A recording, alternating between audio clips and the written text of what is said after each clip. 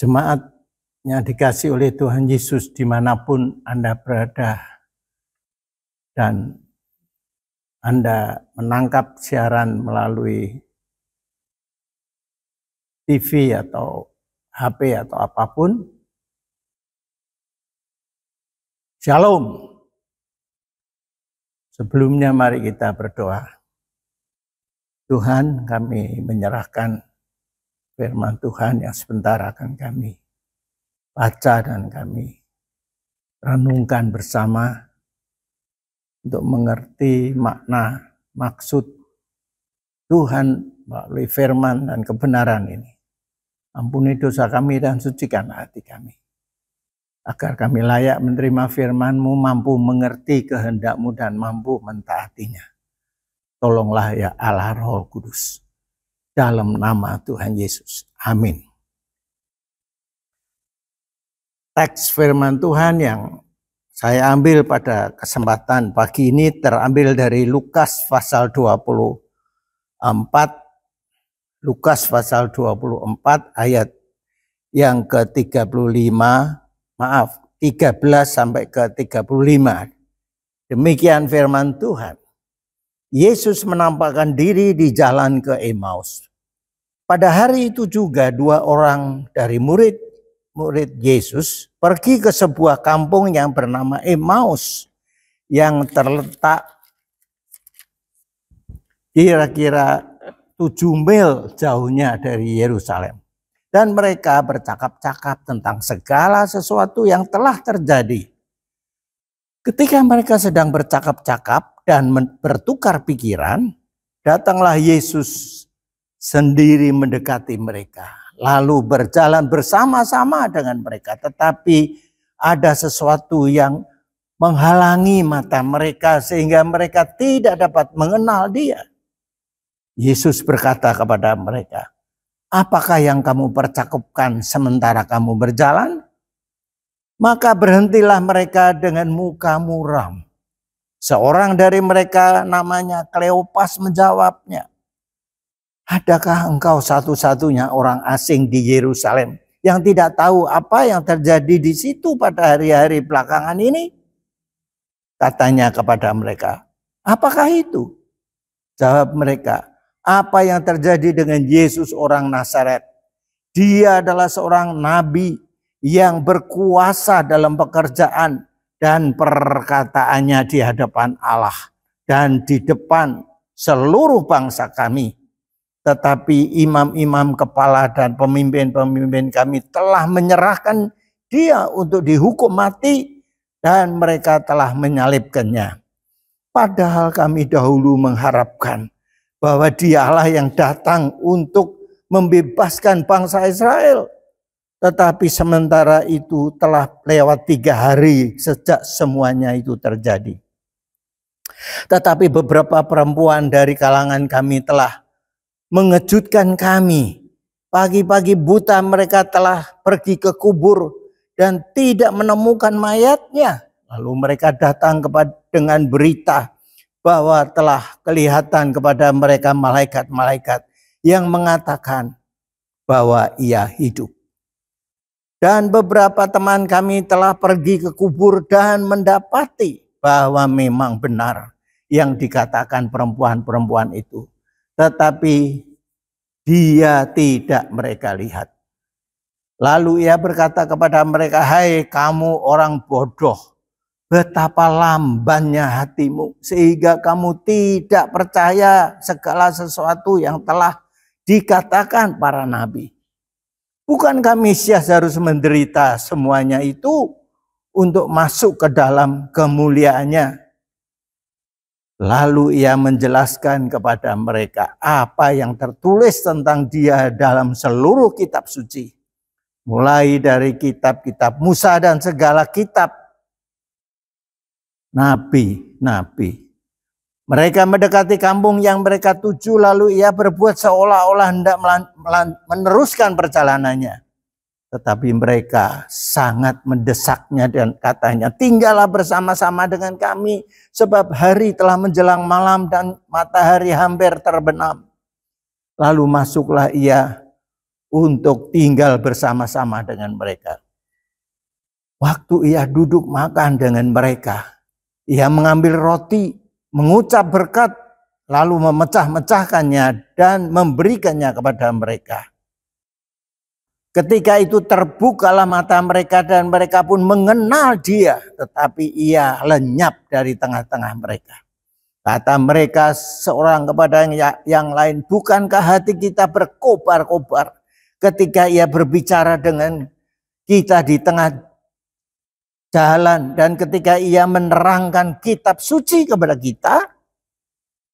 Lalu bangunlah mereka dan terus kembali ke Yerusalem. Di situ mereka mendapati ke-11 murid itu. Mereka sedang berkumpul bersama-sama dengan teman-teman mereka. Kata mereka itu, sesungguhnya Tuhan telah bangkit dan telah menampakkan diri kepada Simon.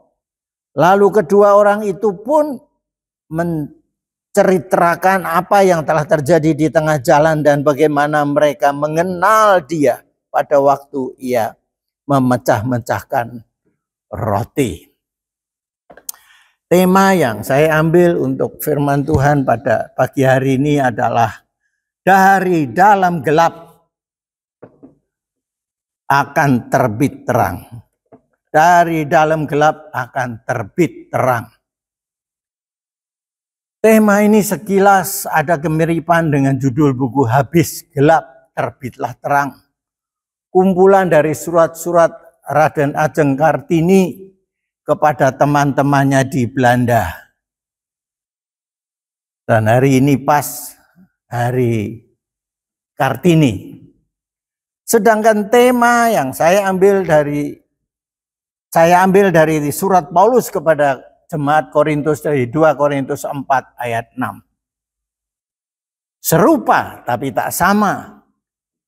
Yang pertama ditulis pada abad pertama, yang kedua abad ke-20. Bacaan firman Tuhan dan tema masih berhubungan dengan kebangkitan Tuhan Yesus. Pertanyaannya ialah di mana atau kemana Tuhan Yesus setelah mati di kayu salib? Ini masih menjadi satu misteri. Yang pertama, dia berada di Firdaus, seperti dikatakan kepada penjahat yang bertobat. Hari ini engkau bersama-sama dengan aku di dalam Firdaus. Tetapi juga ada pendapat bahwa dia bersama Bapa di surga.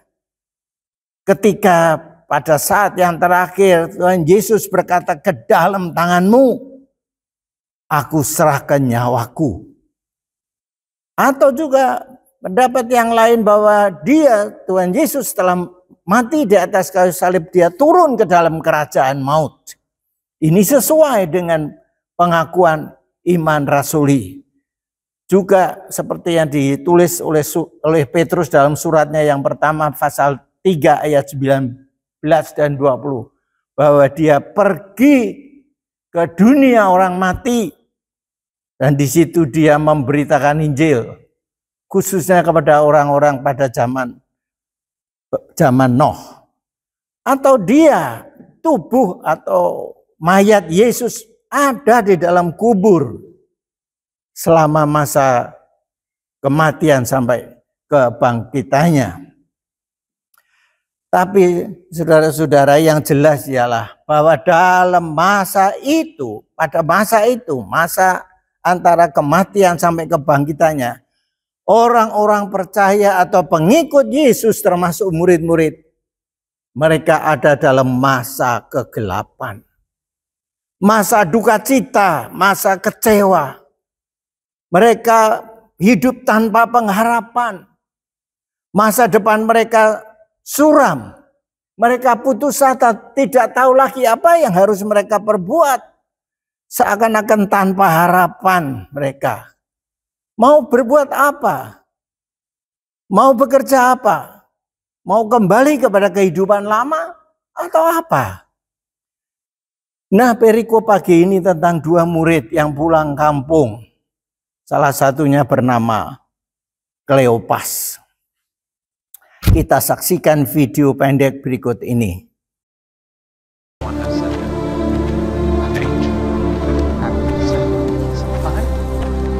What manner of communications are these that ye have one to another, as ye walk and are sad? Art thou only a stranger in Jerusalem, and hast not known of the things which are come to pass there in these days? What things? Concerning Jesus of Nazareth, which was a prophet mighty in deed and word before God and all the people, and how the chief priests and our rulers delivered him up to be condemned to death and have crucified him. But we trusted that it has been he which should have redeemed Israel. And beside all this, today is the third day since these things were done. Yea, and certain women also of our company made us astonished, which were early at the sepulchre. When they found not his body, they came saying that they had also seen a vision of angels, which said that he was alive. And certain of them which were with us went to the sepulchre and found it even so as the women had said. But him they saw not.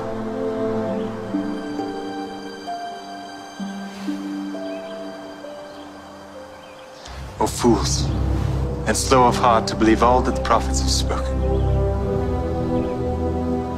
Ought not Christ to have suffered these things, and to enter into his glory?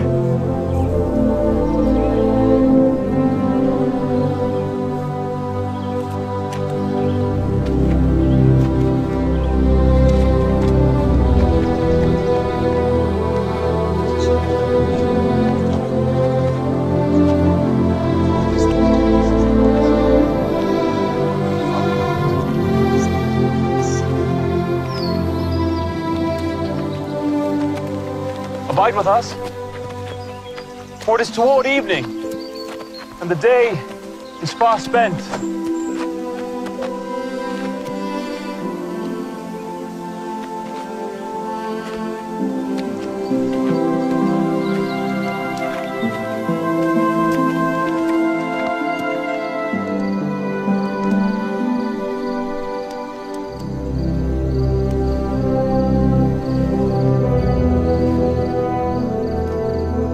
Our Father, we offer thanks for thy bounties. Amen. Amen.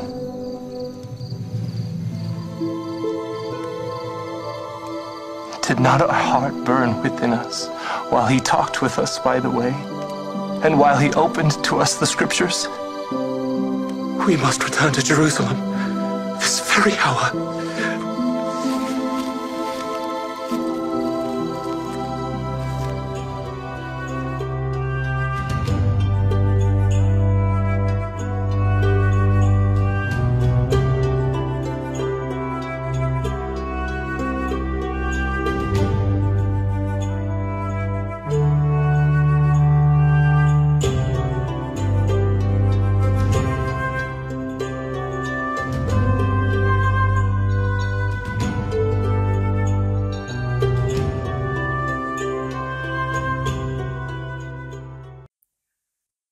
Saat itu sore hari menjelang senja.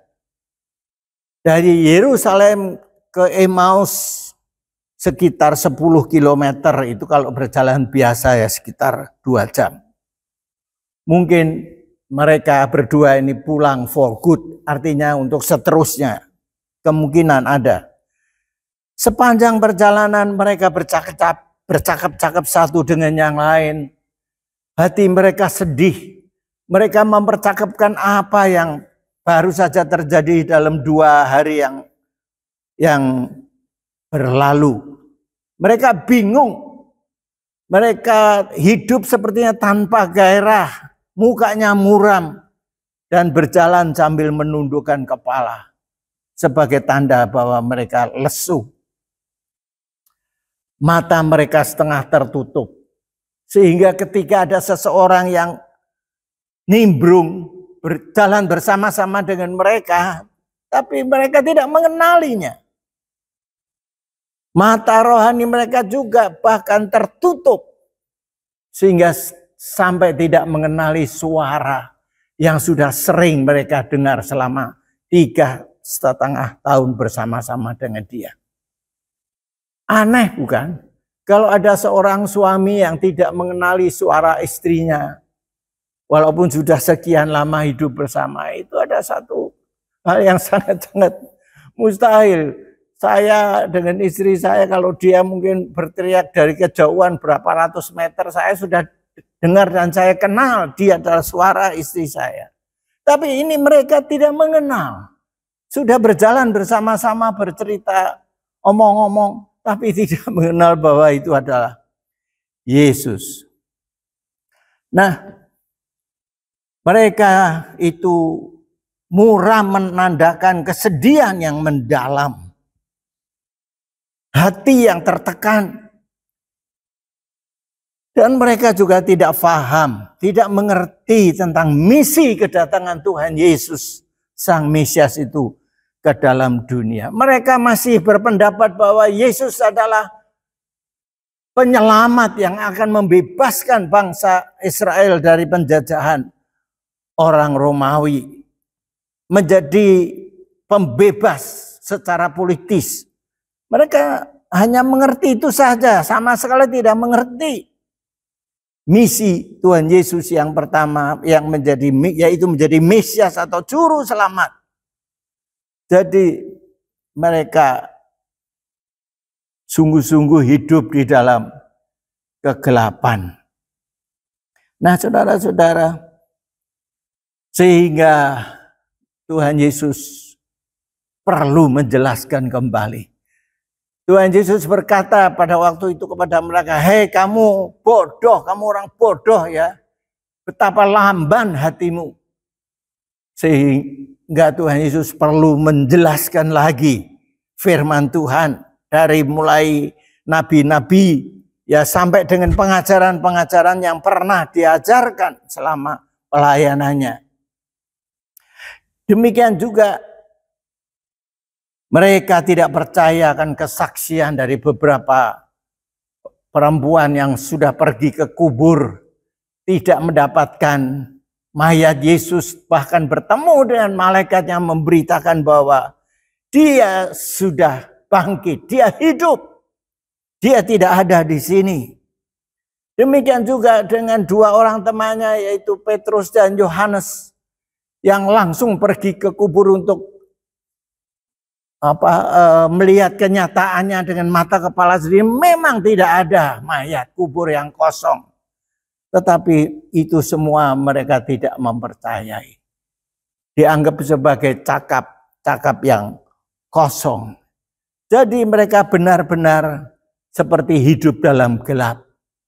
Kalau mereka tahu firman Tuhan yang adalah pelita bagi kakiku dan terang bagi jalanku, maka jelas mereka tidak hidup dalam kegelapan.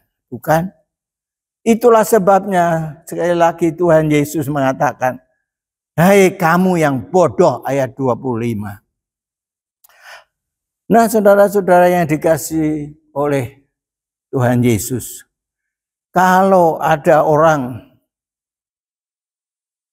Kristen atau orang percaya dengan tanda-tanda seperti kedua orang ini, Kleopas dan temannya, maka sebenarnya orang yang mengaku orang percaya atau orang Kristen ini, mereka juga masih hidup di dalam kegelapan.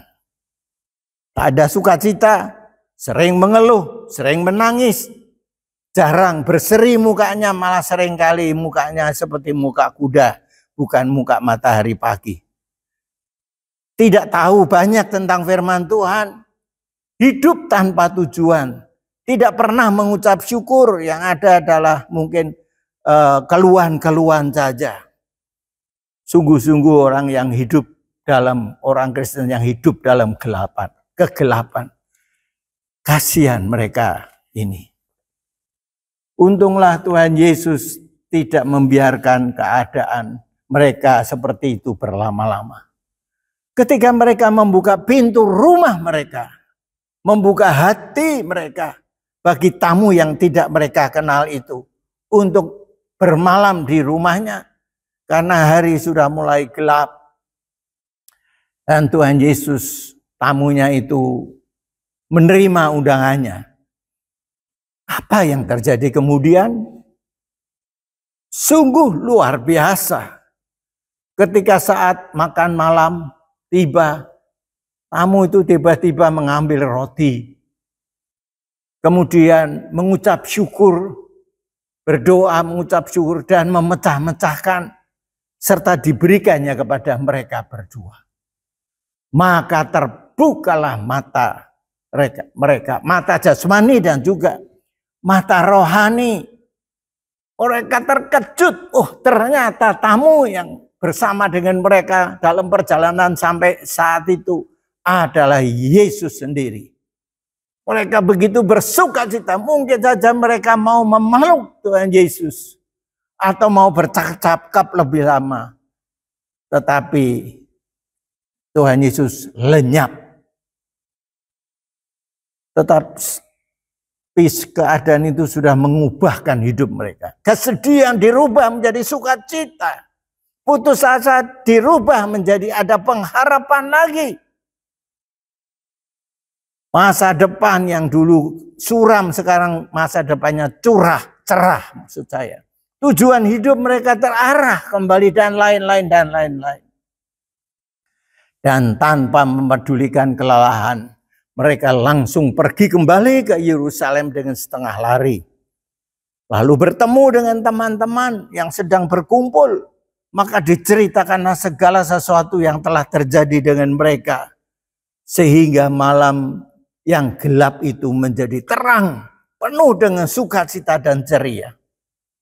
Nah, apa yang bisa kita belajar dari kisah ini, saudara-saudara yang dikasihi oleh Tuhan Yesus? Yang pertama, kalau ada anak Tuhan atau orang percaya yang sedang dalam gelap. Gelap pikiran, gelap perbuatan, gelap hati. Pekerjaannya juga gelap, masa depannya gelap. Tak tahu tujuan hidupnya dan seterusnya dan seterusnya. Ingatlah, Tuhan Yesus tidak ingin kita, saudara dan saya, berlama-lama dalam keadaan yang demikian. Dia ingin segera diundang masuk dalam hati kita, dalam hidup kita, dan mempersilahkan dia berbicara kepada kita. Mempersilahkan dia menolong kepada kita, memberikan kita jalan keluar untuk mengatasi segala kegelapan yang ada di dalam hidup kita. Karena itu, segeralah untuk membuka hati, mengundang dia masuk dalam hati dan hidup saudara. Dan silakan dia berbicara. Silakan dia berbuat apa saja untuk menolong kita. Karena dia hanya sejauh doa. Yang kedua, agar kita tidak disebut sebagai orang yang bodoh karena tidak mengerti firman Tuhan.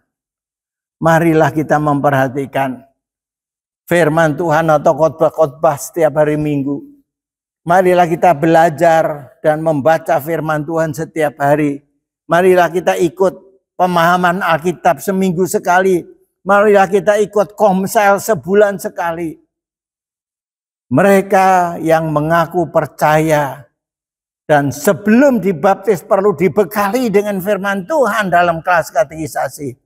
Bahkan orang-orang dewasa yang belum pernah ikut sekolah minggu juga perlu ikut PA, komsel dan sebagainya. Untuk bisa mengerti, mengenal misi Yesus yang sebenarnya dan kebenaran-kebenaran firman Tuhan yang lain.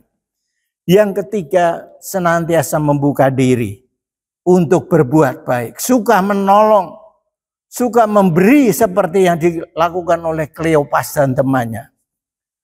Apa yang terjadi seandainya Kleopas dan temannya itu tidak membuka hati? Tidak membuka rumahnya dan mengundang Yesus. Ibrani pasal 13 ayat yang kedua dikatakan demikian. Jangan kamu lupa memberi tumpangan kepada orang Sebab dengan berbuat demikian beberapa orang dengan tidak diketahuinya telah menjamu malaikat-malaikat. Jadi tidak tahu. Mungkin malah Tuhan Yesus sendiri yang kita jamu pada waktu kita menolong dia atau memberikan tumpangan kepadanya. Tuhan Yesus pun memuji dan menghargai orang-orang percaya yang murah hati dan suka menolong. Seperti dikatakannya di dalam Injil Matius pasal yang ke-25. Injil Matius pasal yang ke-25 ayat 35 dan seterusnya dikatakan demikian. Injil Matius pasal 25 ayat 35 dan seterusnya. Ketika aku telanjang kamu memberi aku pakaian. Ketika aku sakit kamu melawat aku. Ketika aku di dalam penjara kamu mengunjungi aku. Maka orang-orang benar itu akan menjawab dia katanya, Tuhan, bila manakah kami melihat engkau lapar dan kami memberi engkau makan, atau haus dan kami memberi engkau minum. Bila manakah kami melihat engkau seorang asing dan kami memberikan engkau tumpangan, atau telanjang dan kami memberi engkau pakaian. Bila manakah kami melihat engkau sakit atau dalam penjara dan kami mengunjungi engkau. Dan raja itu menjawab mereka, aku berkata kepadamu sesungguhnya segala sesuatu yang kamu lakukan untuk salah seorang daripada saudaraku yang paling hina ini, kamu telah melakukannya untuk aku. Nah, saudara-saudara yang dikasihi oleh Tuhan Yesus, bukankah hal ini sudah kita canangkan sebagai salah satu misi gereja kita dengan kata peduli. Seperti tertera di atas ini. Kata peduli berarti peduli terhadap kebutuhan orang lain, masalah orang lain. Orang-orang yang menderita.